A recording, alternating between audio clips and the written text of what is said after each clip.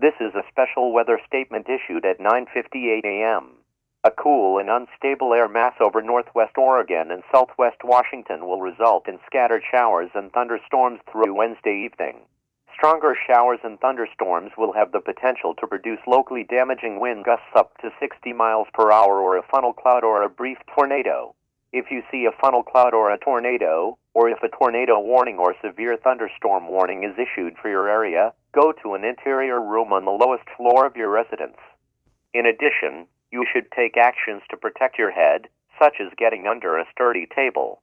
If you are outdoors and cannot get to a shelter, get in a ditch or culvert and cover your head.